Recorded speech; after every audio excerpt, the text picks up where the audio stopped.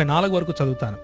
చూడండి, ద్రాక్షరసముతో ప్రొద్దుపుచ్చే వారికే కదా, కలిసిన ద్రాక్షారసము రుచి చూడజేరి వారికే కదా అని ప్రశ్న 29లో ఉంటుంది. యాక్చువల్గా ఏముంటుందంటే, ఎవరికి శ్రమ, ఎవరికి దుఃఖము, ఎవరికి జగడములు, ఎవరికి చింత, ఎవరికి హేతువులేని గాయములు, ఎవరికి మందదృష్టి అని సామెతల గ్రంథకర్త ప్రశ్నిస్తూ సమాధానంగా ఏం చెప్తున్నాడంటే, ద్రాక్షారసముతో ప్రొద్దుపుచ్చు వారికే కదా, కలిపిన ద్రాక్షారసమును రుచి చూచే వారికే కదా అంటూ 32వ వచనంలో, త్రాగుట రుచిగానుండగను దాని వైపు చూడద్దు, పిమ్మట అది సర్పమై కరచును, కట్లపాము వలె కాటువేయును, విపరీతమైనవి నీ కనులకు కనబడును అంటూ త్రాగుబోతుదనం గురించి, లేకపోతే ప్రొద్దుగూకులు మద్యమును సేవించే వారి గురించి చెబుతూ ఈ మాటలు రాశారు.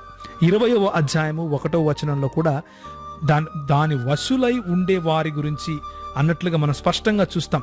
దాని వశమైన వారందరూ జ్ఞానము లేనివారు అంటూ బైబిల్ చాలా స్పష్టంగా ద్రాక్షారసము వశులై ఉండేవాళ్ళు అంటే త్రాగుబోతులను హేయమైన వాళ్ళుగా స్పష్టంగా చెబుతా ఉంది.